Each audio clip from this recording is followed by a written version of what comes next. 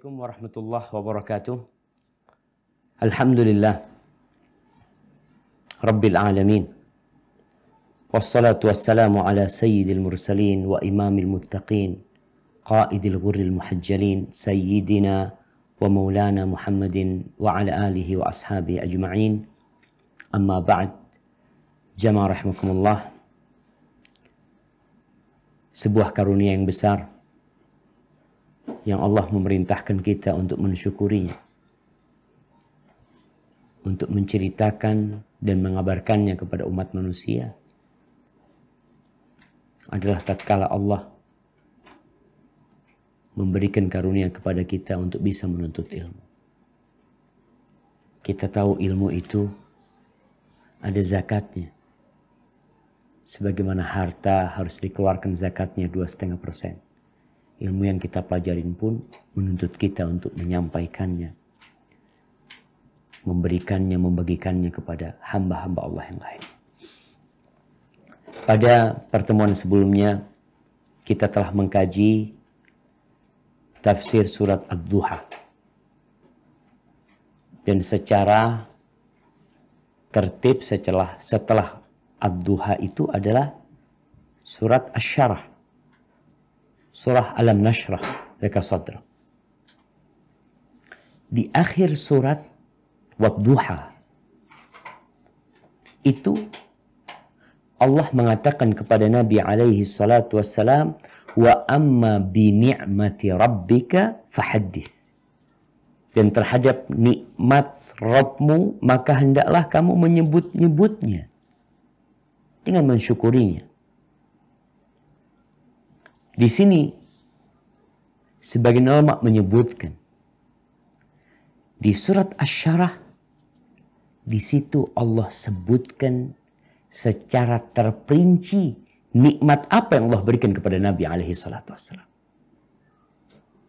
Jadi keserasian surat Wad-Duha dengan Al-Nashrah ini, di akhirnya Allah perintahkan Nabi alaihi salatu wassalam untuk menyebut-nyebut nikmat yang Allah berikan. Di awal Asy-Syarah Allah sebutkan nikmat apa yang telah Allah berikan kepada Nabi. Maka kita akan masuk kepada tafsir surah Asy-Syarah ini. Kami persilahkan untuk dibaca. Tafadhal. Dari kitab Lubab Tafsir min Ibni Katsir. Menyusun Dr. Abdullah bin Muhammad Al-Syekh hafizahullah. Surah Asy-Syarah. Surah ke-94 terdiri dari 8 ayat. Asy-Syarah Alam Nashrah, bukankah kami telah melapangkan. Surah Makkiyah. Bismillahirrahmanirrahim. Alam nashrah laka sadrak wa wada'na 'anka wizrak alladhi anqadha dhahrak wa rafa'na laka dhikrak fa inna ma'al usri yusra fa idza faraghta fansab wa ila rabbika farghab. Bukankah kami telah melapangkan untukmu dadamu dan kami telah menghilangkan darimu bebanmu yang memberatkan punggungmu, dan kami tinggikan bagimu sebutan namamu, karena sesungguhnya sesudah kesulitan itu ada kemudahan. Sesungguhnya sesudah kesulitan itu ada kemudahan, maka apabila kamu telah selesai dari sesuatu urusan, kerjakanlah dengan sungguh-sungguh urusan yang lain, dan hanya kepada Rabb-Mu lah hendaknya kamu berharap. Barakallahu fiik. Allah Subhanahu wa taala berfirman, Alam nashrah laka sadrak, bukankah kami telah melapangkan untukmu dadamu? Maksudnya kami telah menerangi dadamu dengan cahaya kami. Kami pun menjadikan dadamu lapang, lebar, dan luas. Yang demikian sebagaimana firman-Nya dengan lafaz berikut. فَمَنْ يُرِدِ اللَّهُ أَنْ يَهْدِيَهُ يَشْرَحْ صَدْرَهُ لِلْإِسْلَامِ. Barang siapa yang Allah berkehendak untuk memberi petunjuk kepadanya, maka dia akan melapangkan dadanya untuk Islam. Quran Surat Al-An'am ayat 125. Sebagaimana Allah telah melapangkan dada beliau, maka sungguh dia Tabaraka wa Ta'ala pun menjadikan syariatnya begitu lapang dan luas. Selain itu, syariatnya itu dibuat penuh toleransi dan memiliki banyak kemudahan. Di samping tidak mengandung kesulitan, beban, dan kesempitan. Barakallahu fiik, subhanallah. Allah memulai surat ini dengan sebuah pertanyaan. Dengan mengatakan, alam nashrah laka sadrak. Sebagai bentuk penekanan tentang apa yang sejatinya Allah telah berikan kepada Nabi SAW. Sehingga hal itu menuntut hamba untuk mensyukuri nikmat yang Allah berikan. Supaya kita tahu diri. Seperti seorang yang mungkin mengatakan kepada karyawannya, bukankah aku sudah kasih posisi yang bagus sama kau? Bukankah aku sudah kasih fasilitas?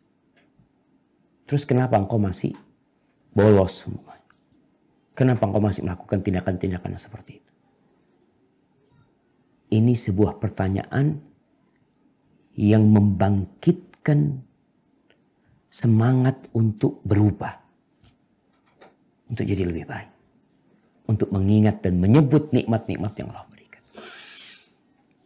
Al-Imam Ibnu Katsir dalam kitab tafsirnya menyebutkan sebuah riwayat dari Abu Hurairah tentang peristiwa dibelahnya dada Rasul sallallahu alaihi wasallam. Di dalam hadis-hadis sahih disebutkan bahwasanya ada kejadian hadis Anas bin Malik radhiyallahu taala anhu bahwa ketika Nabi SAW kecil, ketika umur 4 tahun kira-kira, beliau pernah dibelah dadanya oleh Jibril dan Mikail.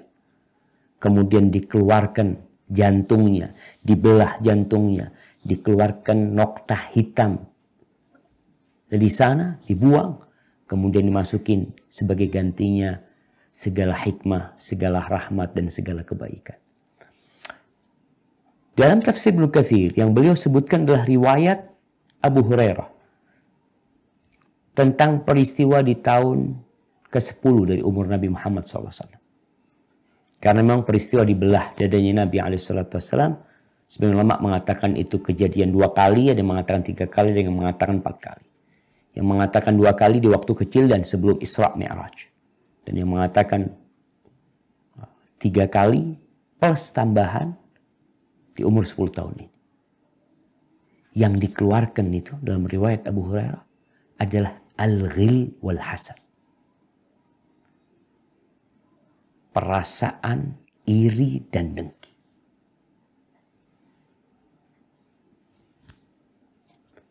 Kenapa itu yang disebutkan? Ternyata yang menyebabkan dada ini sempit adalah perasaan. Kecuali diri Nabi Muhammad SAW dan para nabi. Itu dicabut pohon hasad dari tubuh mereka. Dikeluarkan dari jantung mereka hasad itu. Sehingga hati mereka selalu lapang. Kita bisa lihat ya. Kalau ada perasaan iri kita sama saudara kita. Dengan apa yang dia miliki. Dengan kesuksesan yang dia capai. Dunia yang luas ini jadi sempit buat kita. Ada 1 juta manusia. Kita nggak pernah hasad sama mereka. Ada 1 juta rumah. Kita nggak pernah berpikiran untuk memiliki rumah mereka. Tapi gara-gara 1 fulan yang kita hasad sama dia. Sama rumah yang dia milikin. Bumi jadi sempit. Seakan-akan cuma antara aku sama dia. Kalau bukan aku yang nempati rumah itu, ya dia nempati. Subhanallah, bumi Allah luas. Maka di sini dalam hadis Abu Hurairah, yang mungkin memang diperbincangkan kesahihannya, tapi memang dikeluarkan noktah hitam dari jantung Nabi Muhammad SAW. Di antara yang dikeluarkan tentunya adalah hasad. Rasulullah SAW atau Jibril mengatakan, hadza hadzuz syaitani min. Ini bagian syaitan yang biasa dia ngurek-ngurek engkau di sini nih. Maka dibuang.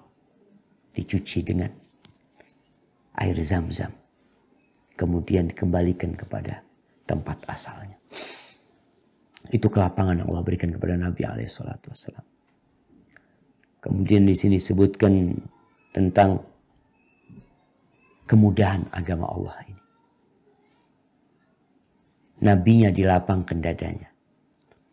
Agamanya dimudahkan. hukumnya penuh dengan toleransi. Yang tidak bisa berdiri, sholat duduk. Nggak bisa duduk rebahan. Yang nggak bisa berwudhu tayamum. Yang nggak bisa puasa di bulan Ramadan ini, silahkan berbuka. Dengan catatan, engkau sakit atau sedang musafir, maka engkau tetap wajib untuk menggantikannya di hari-hari yang lainnya. Kita lihat ada 4 musim atau 2 musim di sebagian negara. Kalau berat engkau mengamalkan puasa di musim panas ya, karena fisiknya tidak terlalu kuat. Tapi di musim dingin engkau bisa melakukannya. Silahkan digantikan di musim dingin. Tidak harus puasa yang ditinggalkan di musim panas, menggantinya harus di musim panas. Tidak. Ini salah satu kemudahan subhanallah yang diberikan oleh Allah Azza wa Jalla. Baik, tafadhal dilanjutkan. Wa wada'na 'anka wizrak, dan kami telah menghilangkan darimu bebanmu. Maksudnya adalah liyaghfira lakallahu ma taqaddama min dzambika wa ma ta'akhkhar, supaya Allah memberi ampunan kepadamu akan dosa yang telah engkau perbuat dahulu dan yang akan datang. Quran surat Al-Fath ayat kedua. Subhanallah. Surat ini menurut jumhur ulama adalah surat Makkiyah. Ibnu Abbas lebih condong surat itu adalah Madaniyah. Akan tetapi yang lebih kuat dia adalah surat Makkiyah. Penjelasan tentang beban yang dihilangkan itu Allah uraikan di surat Madaniyah. Surat Al-Fatah. Allah jelaskan kepada Nabi SAW bahwa beban itu telah dihilangkan dari dirinya. Sudah diampuni semua dosa-dosa Nabi SAW. Ma taqaddam wa ma ta'akhir. Yang lalu dan yang akan datang. Atas dasar inilah Aisyah radhiyallahu taala anha bersedih ketika melihat baginda Nabi Muhammad sallallahu alaihi wasallam. Beliau salat sampai bengkak kaki. Beliau nggak pernah beristirahat seakan-akan ketika mendekatkan diri kepada Allah Azza wa Jalla.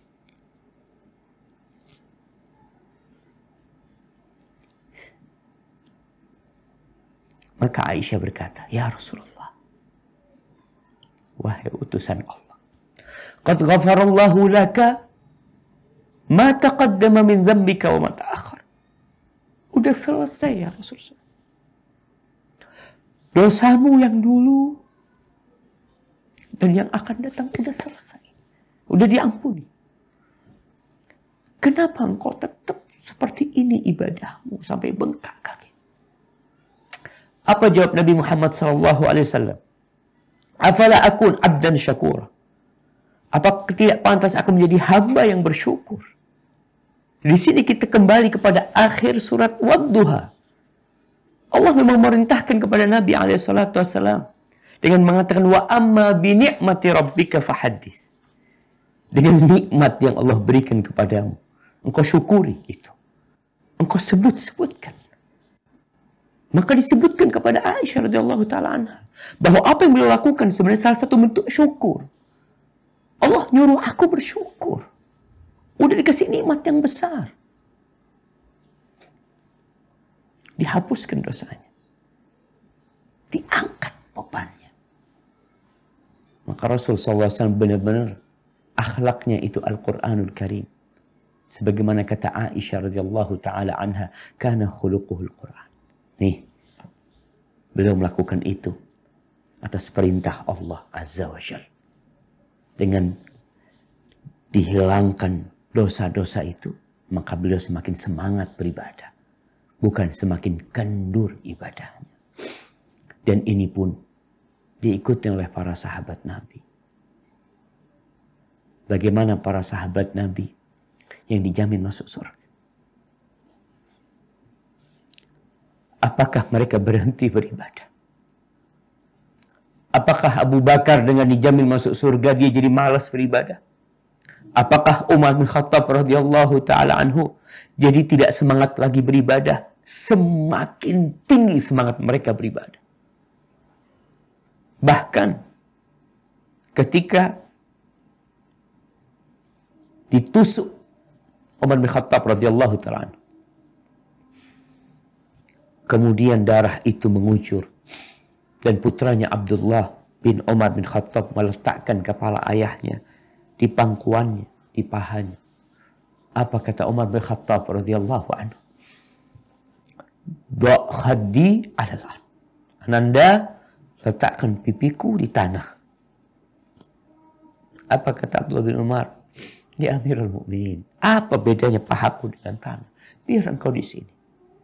Marah Umar bin Khattab kepada putranya. La ummalak, da' khaddi 'alal ard. Letakkan pipiku di tanah. La'allallah an yarhamani. Dengan harapan Allah itu kesian sama aku. Dengan melihat kondisiku seperti ini. Wallahi jamaah. Kita sebagai umat Nabi Muhammad SAW lebih diperintahkan lagi untuk mensyukuri nikmat yang Allah berikan kepada kita. Karena kita banyak dosa. Dan Allah terus buka pintu tobatnya buat kita. Di bulan Ramadan ini, Allah buka lebar-lebar. Bahkan ada manusia-manusia yang Allah vonis bebas dari api neraka. Kita nggak tahu di catatan kita itu kita penghuni neraka atau penghuni surga. Di bulan Ramadan ini ada kesempatan. Allah membebaskan hamba-hambanya dari api neraka. Maka kembali akhirnya kita diperintahkan untuk semangat beribadah. Nah, dilanjutkan. Alladzi anqada dhahrak, yang memberatkan punggungmu. Lafaz al-inqad di sini berarti suara, dan perlu diketahui bahwasannya lebih dari satu orang ulama salafus salih yang berpendapat mengenai firman-Nya. Alladzi anqada dhahrak, yang memberatkan punggungmu, dengan menyatakan yakni yang bebannya telah memberatkanmu. Nah, disebutkan al-inqad suara. Biasanya orang kalau bawa beban berat itu sampai bunyi mengeluarkan suara. Berarti benar-benar berat. Sehingga dituntut orang itu semakin bersyukur.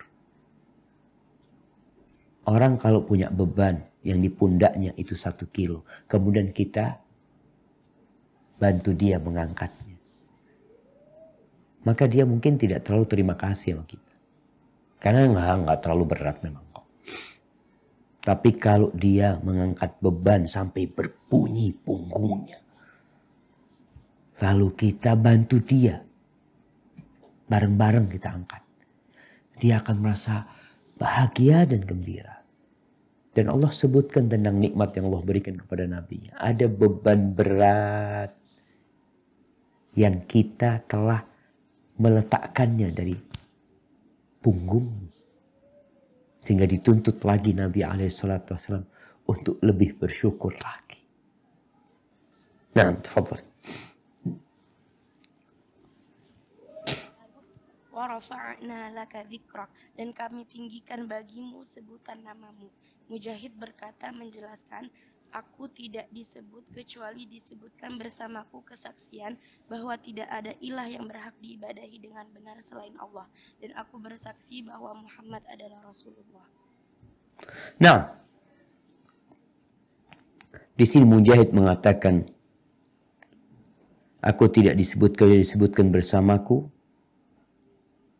kesaksian bahwa tiada ilah yang berhak diibadahi dengan benar selain Allah, dan aku bersaksi bahwa Muhammad adalah Rasulullah SAW. Selalu nama Allah dan nama Nabi disandingkan. Asyhadu an la ilaha illallah, asyhadu anna Muhammad Rasulullah. Kalau mungkin sekarang kita lihat di rumah-rumah ya, orang menulis Allah Jalla Jalaluh, kemudian Muhammad Rasulullah Sallallahu Alaihi Wasallam. Selalu disandingkan nama Nabi Muhammad Sallallahu Alaihi Wasallam. Allah angkat yang awalnya dicaci maki di Mekah, diusir, dihina, dikatakan dukun, dikatakan penyihir. Allah angkat nama Nabi Muhammad SAW sehingga nama itu semua hilang. Yang ada adalah nama Nabi Muhammad SAW disandingkan bersama Allah Azza wa Jal. Asyhadu an la ilaha illallah wa asyhadu anna Muhammad Rasulullah sallallahu alaihi wasallam. Dan ketika sholat pun kita senantiasa membaca. Nah, tafadhal. Sementara itu, Qatadah menyatakan, Allah meninggikan sebutan beliau di dunia dan di akhirat. Tidak ada seorang khatib, orang yang mengucapkan syahadat atau juga orang yang salat melainkan dia menyebutkan kesaksian asyhadu alla ilaha illallah wa anna muhammadar rasulullah. Aku bersaksi bahwa tidak ada ilah yang berhak untuk diibadahi dengan benar selain Allah dan Muhammad adalah Rasulullah, Rasul Allah. Barakallahu fiik ya. Di sini Qatadah menyebutkan Allah meninggikan sebutan beliau di dunia dan di akhirat. Di dunia kita melihat tidak ada seorang khatib, orang yang mengucapkan syahadat ya, atau juga orang yang sholat melainkan dia menyebutkan kesaksian asyhadu an la ilaha illallah wa asyhadu anna muhammadar rasulullah. Ketika nanti di padang mahsyar, ketika semua orang dalam kondisi bingung, hampa hidup mereka. Mereka ingin pengadilan itu dimulai. Mereka berada di satu daerah, satu padang yang sama dengan 50.000 tahun satu hari. Di situ umat manusia berangkat menjumpai Nabi Adam. Nabi Adam angkat tangan, tidak bisa memberikan bantuan kepada mereka. Kemudian minta bantuan kepada Nabi Nuh, angkat tangan. Nabi Ibrahim angkat tangan. Nabi Musa angkat tangan. Nabi Isa angkat tangan.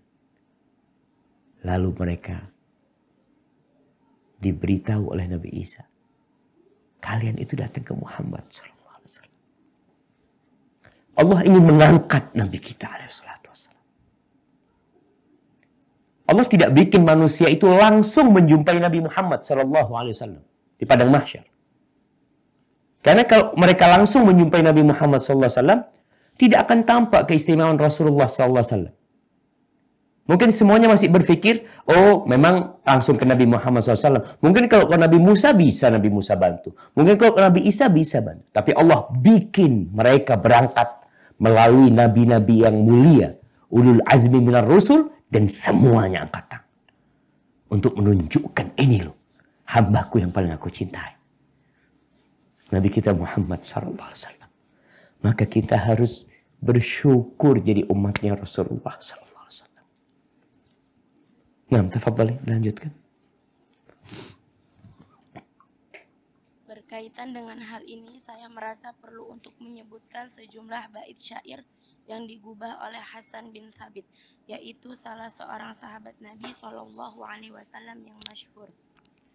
Agharrun alaihi linnubuwati khatam minallahi min nuri yaluhu wa yushhad wa dhammal ilahus man nabiyyi ila ismih idh qala fil khamsil muadzinu ashhad wa syaqqa lahu min ismihi liyujillah fadhul arshi mahmud wa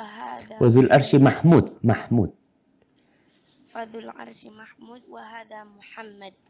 Dipancarkan pada penutup kenabian dari Allah berupa cahaya yang kemilau lagi disaksikan ilah telah menggabungkan nama Nabi pada namanya, di mana pada kumandang kelima muazin menyebutkan syahadat dan diambil nama baginya dari namanya untuk mengagungkan pemilik arsy disebut Mahmud, sangat terpuji, dan inilah Muhammad yang terpuji.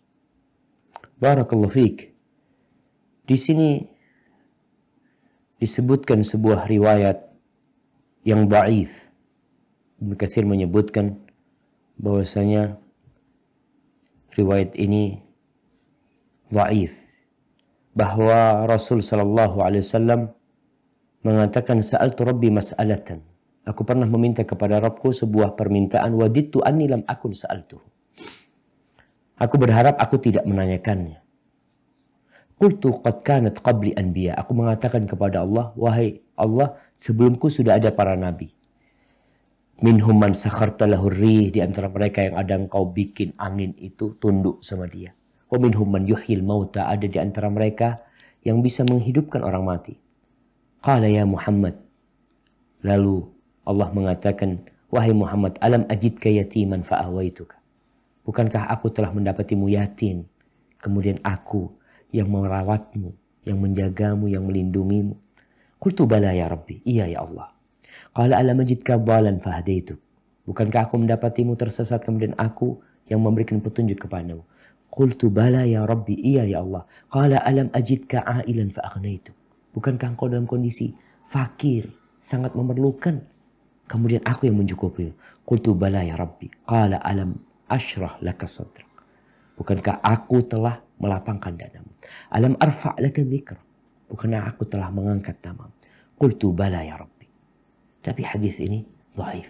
Hadis-hadis yang sahih mencukupi bahwa Allah memang telah mengangkat nama Nabi SAW dan memberikan nikmat yang agung kepadanya. Nah, tafadhali.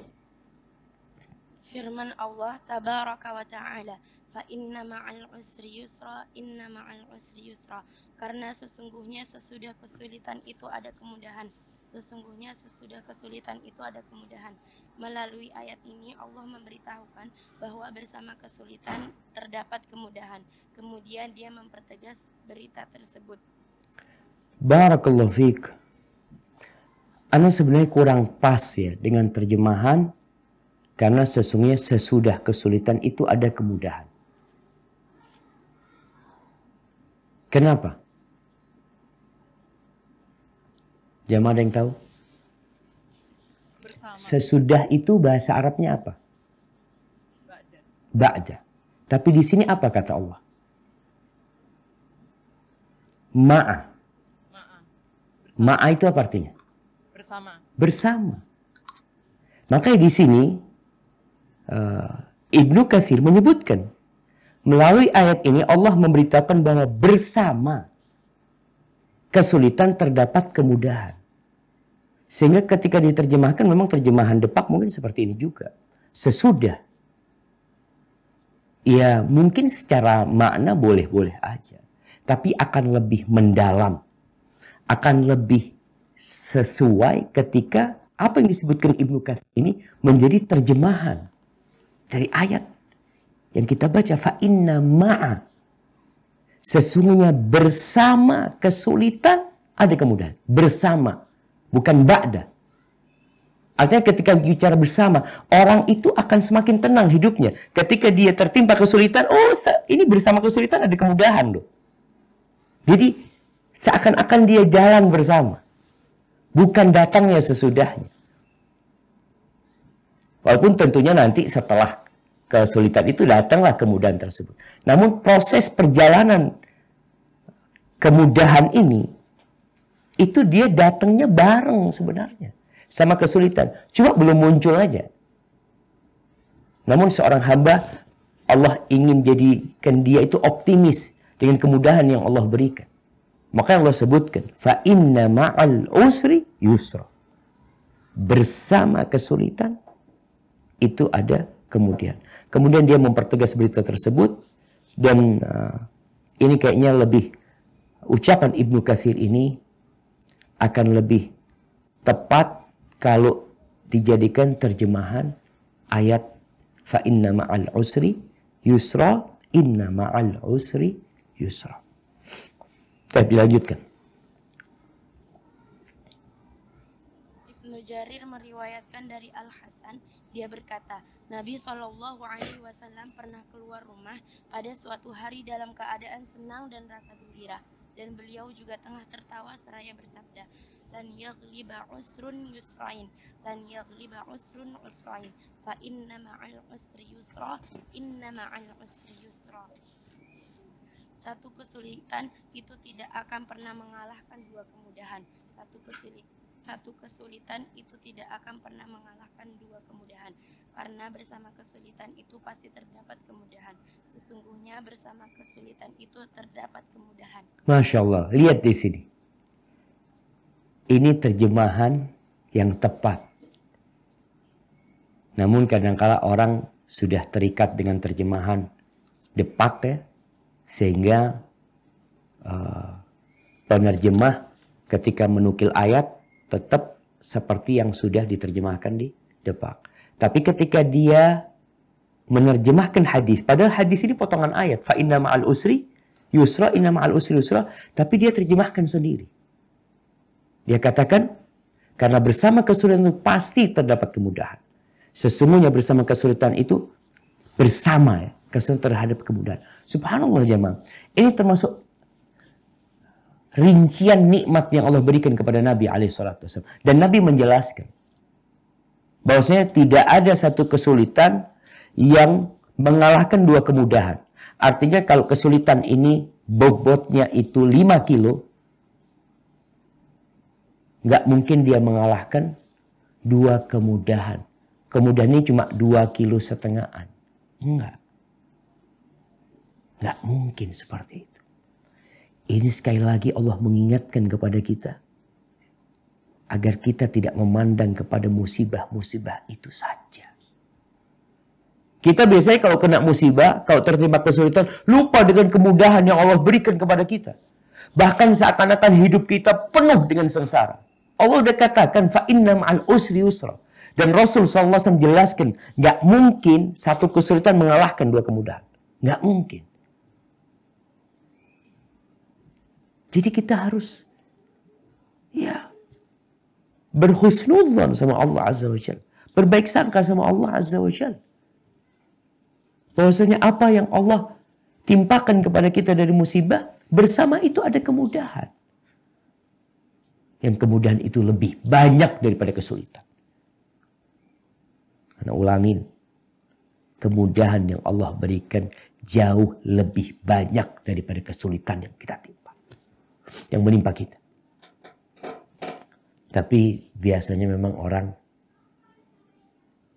ketika dadanya sempit, dia lupa dengan nikmat yang Allah berikan. Yang diingat adalah musibah dan kesulitan yang menimpa dia. Nah, tafadhol dilanjutkan. Dengan demikian, bisa disimpulkan bahwa kata kesulitan, asyar, diulang 2 kali pada kondisi mu'affaf ditentukan hingga maknanya tunggal. Baik, ini ada yang salah nih jemaah. Ya mungkin supaya penjelasannya lebih jelas. Dengan demikian artinya secara bahasa Arab. Ini sekarang pembahasan tentang susunan bahasa Arab. Fa inna ma'al usri yusra, inna ma'al usri yusra. Disebutkan di sini kata kesulitan diulang 2 kali pada kondisi apa? Mu'affaf. Betul? Ya mah betul apa salah? Salah. Ini salah cetak. Mu'arraf. Mu'arraf itu artinya dari kata ma'rifah. Yang belajar bahasa Arab kan tahu ada ma'rifah, ada nakirah. Ini bukan mu'affaf, ini salah ketik ini. Yang betul adalah mu'arraf. Mu'arraf itu adalah yang dimulai dengan alif wal lam, kata-kata yang ada alif wal lamnya ma'al usri, al usri. Itu artinya mu'arraf pakai alif dan lam. Atau mu'arraf itu bisa jadi dengan idhafah. Umpamanya Baitullahi. Karena diidhafakan kepada ma'rifah, dia jadi ma'rifah. Yang mungkin mu'arraf ini sesuatu yang ditentukan, yang sudah diketahui. Taib. Hingga maknanya tunggal, terbatas. Artinya sesuatu yang ma'rifah ketika disebutkan 2 kali berarti sama ini. Mamanya dikatakan ja'ar rajul. Telah datang seorang laki-laki. Wa ja'ar rajul. Kemudian datang seorang laki-laki. Rajul ini rajul yang pertama tadi sebenarnya. Ja'ar rajul, ja'ar rajul. Dikatakan. Ar-rajul ini karena ma'rifah ada alif wal lam, jadi menunjukkan orang yang sama. Begitu pula ketika Allah mengatakan inna ma'al usri yusra. So, bersama al usri itu ada kemudahan. Kemudian disebutkan 2 kali Inna ma'al usri yusra. Bersama al-usr. Jadi al-usr ini tunggal yang pertama tadi. Bukan berbeda. Ini maksudnya maknanya tunggal atau terbatas. Sedangkan kata yusron dalam bentuk nakirah. Nakirah ini itu tidak ada alif lamnya dan tidak diidhafahkan kepada yang ada alif lamnya. Tidak ada ketentuan, artinya bebas. Sehingga jumlahnya banyak. Bukan jumlahnya banyak ya. Jadi disebutkan di bahasa wal yusru munakkarun fata'addad. Ta'addad itu artinya berbilang, bukan satu. Kalau yang al-usr itu satu, tunggal. Yang pertama dan yang kedua sama. Kalau yang ini beda. Beda. Yusron yang pertama dengan yusron yang kedua beda. Karena bentuknya nakirah. Kalau sama, pasti di yang kedua akan disebutkan pakai ma'rifah. Karena ini pengulangan dari yang pertama. Sebagaimana al-usru itu ma'rifah, ya diulangin lagi al-usru. Maka disebutkan di sini nakirah untuk menunjukkan bahwasanya kemudahan yang pertama dengan kemudahan yang kedua itu berbeda. Nah, oleh karena itu Rasulullah SAW bersabda menegaskan bahwasanya satu kesulitan tidak akan pernah mengalahkan dua kemudahan. Enggak. Jadi kalau antum habis hidup susah, senang ya, hidup senang terus datang satu musibah yang membuat antum lupa dengan semua kenikmatan tersebut. Karena musibahnya ini ya terlalu besar lah. Sama kemudahan itu kalau ditimbang lebih berat kesulitan itu enggak mungkin seperti itu. Maka kalau kita lihat bagaimana Nabi Ayub alaihissalam ketika beliau sakit, disebutkan sakitnya itu 7 tahun, ada yang riwayat mengatakan 18 tahun. Istrinya mengatakan, ya Ayub, kenapa engkau nggak minta sama Allah Azza wa Jalla supaya diselesaikan urusan ini, diangkat penyakitmu? Kata Nabi Ayub alaihissalam, mengatakan kepada istrinya, wahai istriku, berapa tahun kita hidup senang? Berapa tahun? Kata istrinya 70 tahun. Baik, anak akan minta sama Allah setelah sama kesulitan yang Anda dapat dengan kemudahan yang telah aku rasakan. Ini sebagai bentuk orang mengajarkan kepada istrinya untuk bersyukur kepada nikmat yang Allah berikan. Jelas fa inna ma'al usri yusra. Lebih banyak kemudahan yang Allah berikan kepada kita. Lebih banyak nikmat yang Allah berikan kepada kita daripada nikmat. Tapi sekali lagi orang banyak lupa. Nah, silakan dilanjutkan. Ibnu Duraid bertutur Abu Hatim As-Sijistani mendendangkan syair untukku. Idza ishtamalat 'alal ya'sil qulub wa baqa lima bihi sadrur rahib. Kalau baca syair itu akhirnya dibaca. Idza ishtamalat 'alal ya'sil qulubu wa daqa lima bihi sadrur rahibu wa awta'atil makarihu wa tama'annat wa arsat fi amakinihal khutubu wa lam tara linkishaf linkishaf wala tara linkishaf walam tara linkishafid durri wajhan Iqra'i, selesaikan.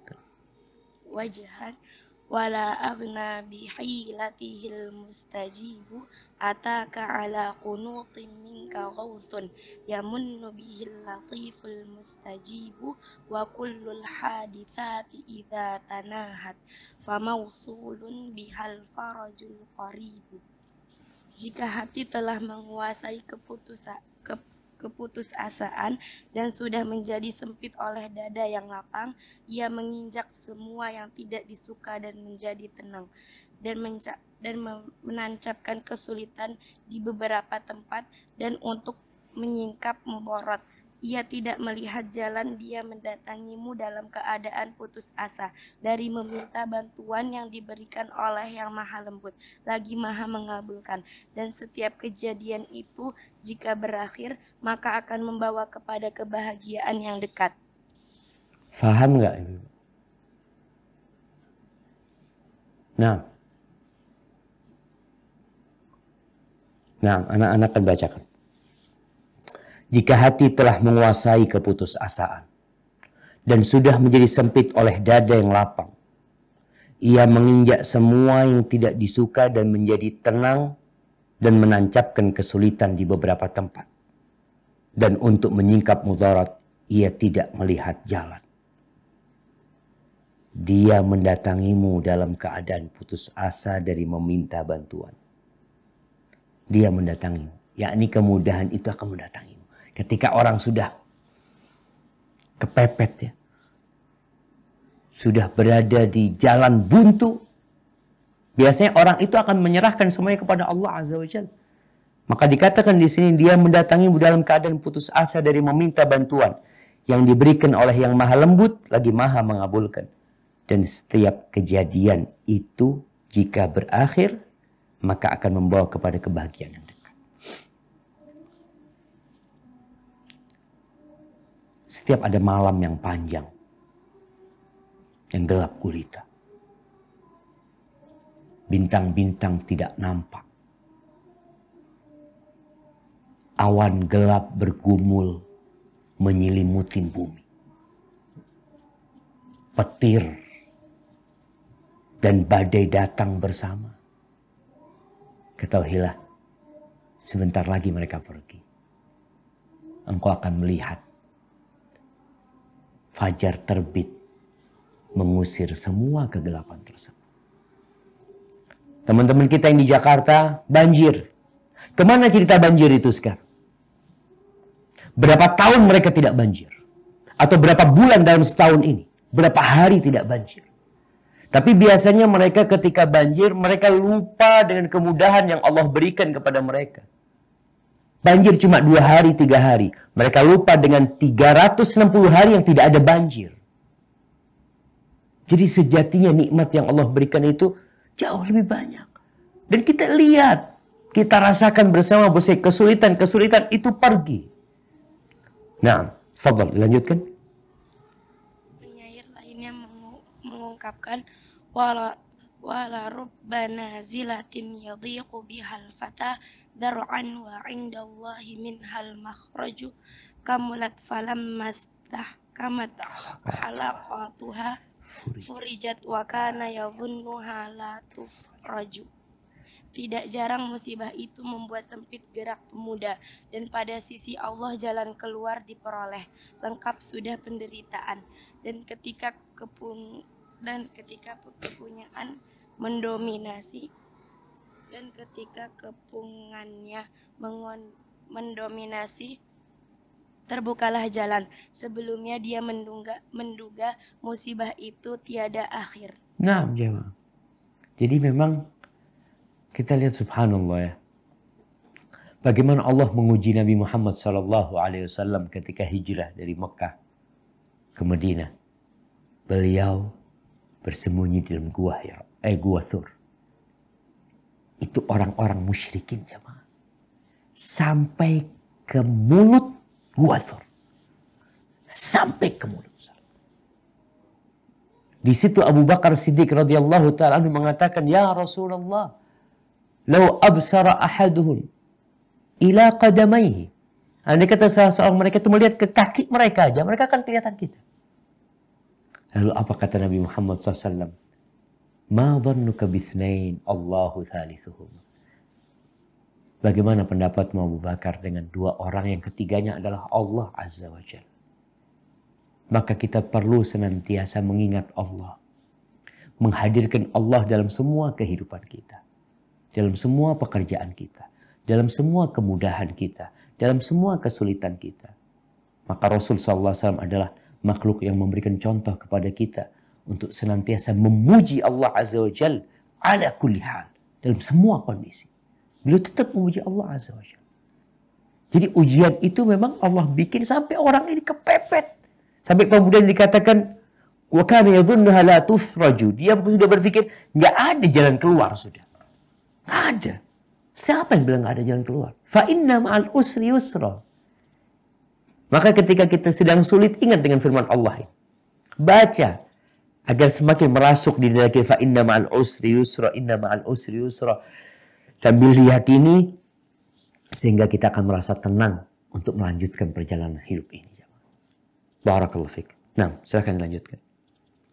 Firman Allah tabaraka wa ta'ala, "Fa'idza faragta fansab wa ila rabbika farghab."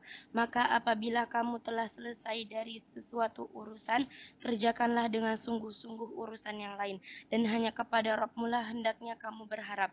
Maksudnya di sini tidak lain adalah jika engkau telah selesai mengurus berbagai kepentingan dunia dan semua kesibukannya, serta sudah memutus semua jaringan atau hal-hal terkait dengannya, maka bersungguh-sungguhlah untuk menjalankan ibadah, serta jangan ragu melangkah kepadanya dengan semangat membara, dengan hati yang kosong lagi tulus, serta dengan niat ikhlas karena Allah. Barakallahu fikum. Naam jamaah. Subhanallah.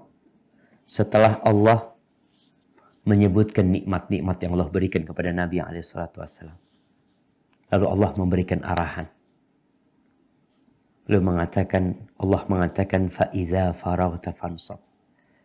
Apabila kamu telah selesai dari sebuah urusan, ya urusan duniawi, urusan apa saja, maka hendaklah kamu bersungguh-sungguh mengisi waktu yang ada dengan pekerjaan lainnya. Pekerjaan duniawi atau pekerjaan akhirat. Kalau urusan pekerjaan duniawi, silahkan.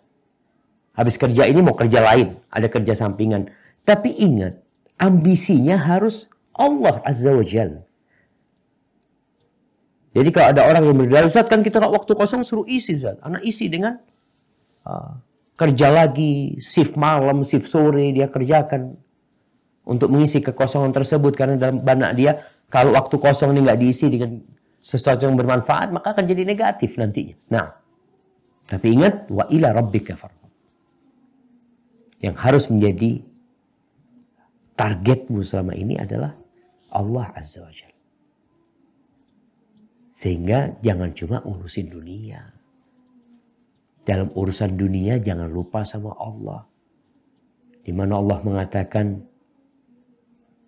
bagi orang-orang yang bekerja setelah salat Jumat, apa kata Allah? Ini orang sudah selesai salat Jumat. Fa idza qudiyatis shalah fantashiru fil ardh. Silahkan kalian bertebaran di muka bumi ini. Ada kegiatan lain yang perlu kita kerjakan. Wabtaghu min fadlih. Carilah dari karunia yang Allah berikan. Tapi apa kata Allah? Wadhkurullaha katsiran la'allakum tuflihun. Kalian harus ingat sama Allah yang banyak. Banyak ingatnya sama Allah Azza wa Jalla. Agar kalian jadi orang-orang yang sukses dalam kehidupan ini. Kalau tidak, ada orang yang sibuk terus cari dunia, lupa sama akhiratnya. Abdullah bin Mas'ud atau Umar bin Khattab radhiyallahu ta'ala anhu, dia mengatakan, inni la akrahu an ara syaban sabahlalan. Aku itu paling gak suka melihat pemuda yang nganggur. La fi amali dunya wala fi amali akhirah. Dia tidak sedang sibuk dengan pekerjaan dunia dan juga tidak sibuk dengan pekerjaan akhirat. Maka Allah memberikan arahan di sini. Gak boleh kita punya waktu nganggur. Gak boleh kita punya waktu kosong. Selesai dari sebuah urusan, isi dengan urusan yang lain. Selesai dari urusan dunia. Teman-teman Masya Allah yang bekerja di kantor, biasanya dia istirahat jam berapa? Jam 12, setengah 12 waktu zuhur. Kebanyakan mereka ketika istirahat sibuk makan. Lupa sama sholat. Ada yang ingat sholat. Tapi juga banyak yang tidak ingat sama sholat. Selesai berbuka. Ada orang yang makan terus sampai nggak bisa berdiri dari tempat duduknya. Engkau selesai berbuka langsung sholat. Oh enggak, istirahat dulu, masih penuh. Jangan dipenuhin. Rasul SAW, Masya Allah. Ketika berbuka, beliau makan rutab, sholat. Nanti mau makan, fadl. Karena Allah mengatakan, فَإِذَا فَرَغْتَ, kalau udah selesai, fansab. Kau perlu berlahlah mengisi dengan hal yang lainnya. Wa ila rabbika farghab. Dan hanya kepada Rabb hendaklah kamu berharap. Artinya semua keinginan kita gantungkan kepada Allah Azza wa Jalla. Nah, silahkan dilanjutkan. Dari pengertian ini terdapat sabda Rasulullah Shallallahu Alaihi Wasallam dalam hadis yang disepakati kesahihannya. La salata bihadratit ta'ami wala huwa yudafi'ul akhbathani.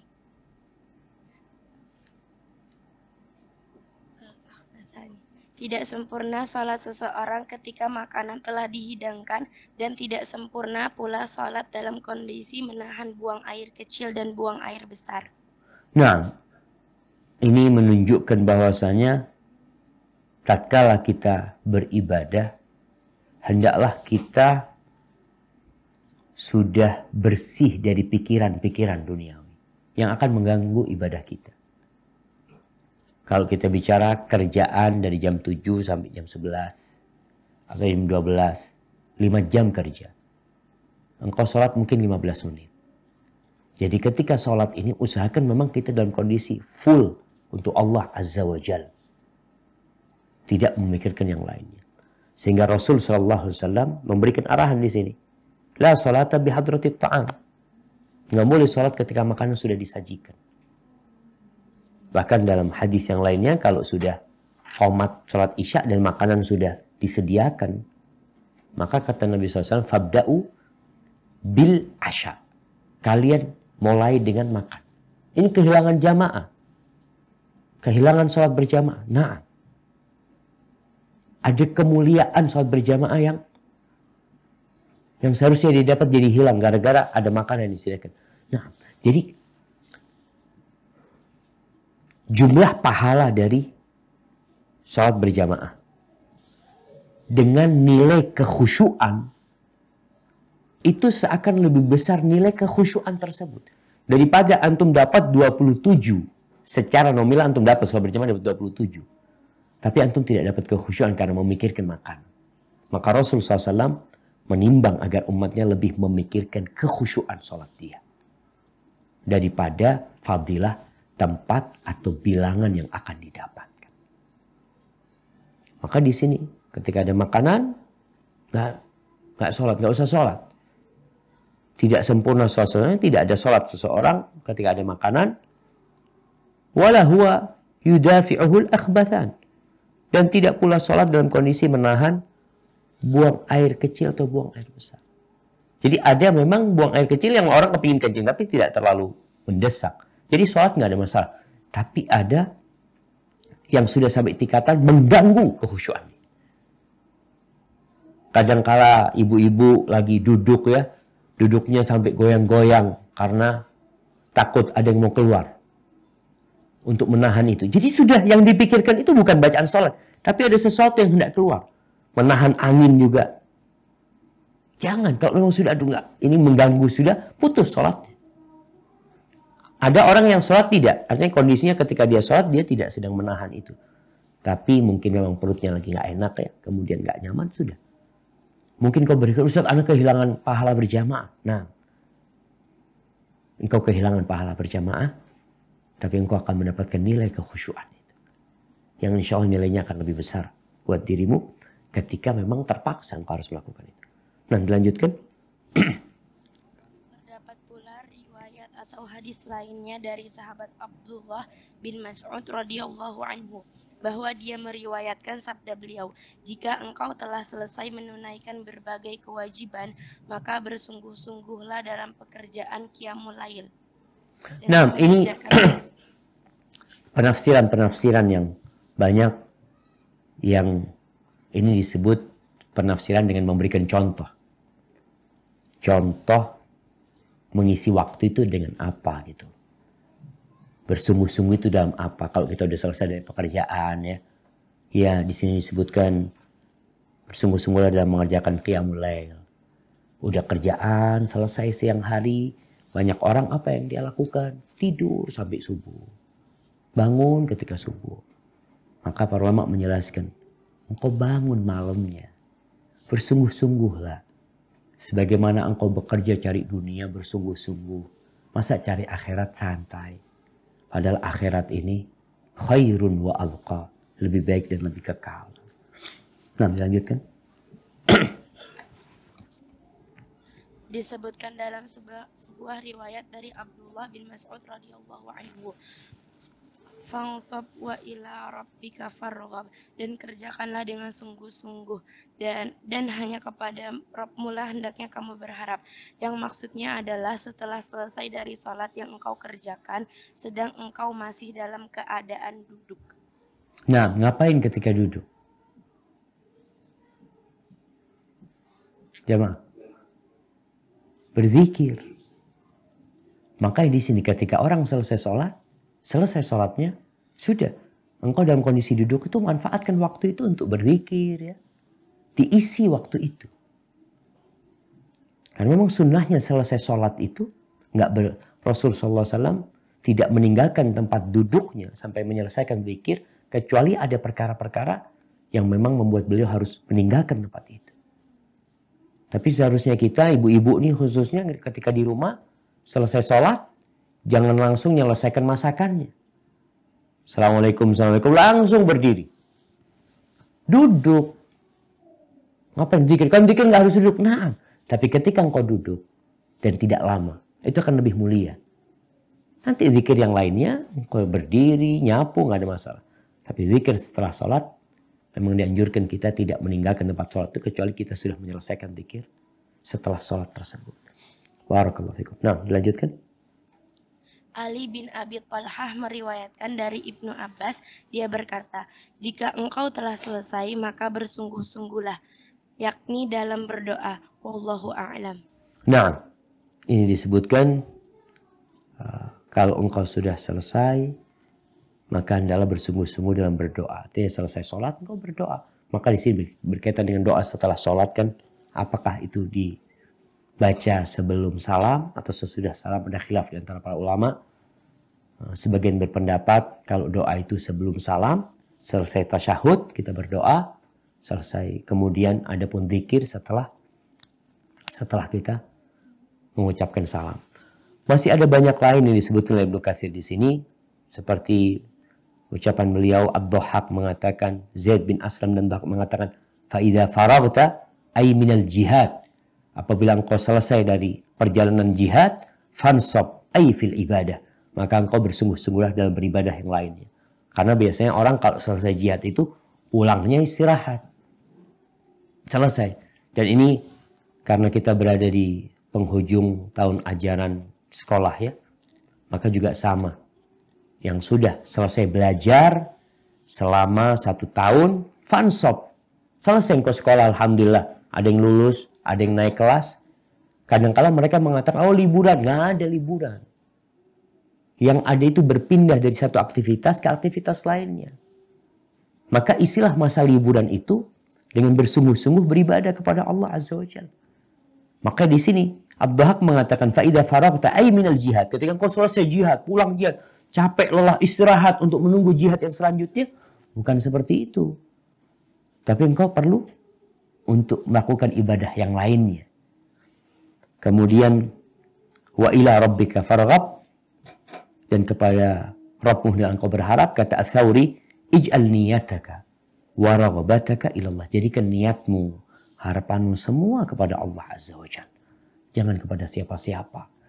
Dalam kondisi apapun jemaah. Kita sekarang ya, dalam kondisi Indonesia yang mungkin sedang menanti hasil pemilu. Yang semuanya sedang tegang. Ingat dengan firman Allah. Wa ila rabbika farghab. Berharaplah sama Allah Azza wa Jalla. Allah itu maha kuasa atas segala sesuatu. Silahkan usaha manusia dikerjakan. Tapi jangan mengandalkan kekuatan. Andalkan Allah Azza wa Jalla. Karena memang hanya Dia yang bisa membantu kita. Wa man nasru illa min indillah. Pertolongan itu tidak lain kecuali dari Allah datangnya. Hadza wallahu a'lam shawab. Jamaah mungkin tidak ada sesi tanya jawab karena ana harus rapat ini jamaah. Jadi mohon maaf karena waktunya tidak sesuai dengan yang dijadwalkan. Mudah-mudahan kita bisa lanjutkan pada pertemuan yang akan datang. Subhanakallahumma bihamdika asyhadu an la ilaha illa anta astaghfiruka wa atubu ilaik. Wassalamualaikum warahmatullahi wabarakatuh.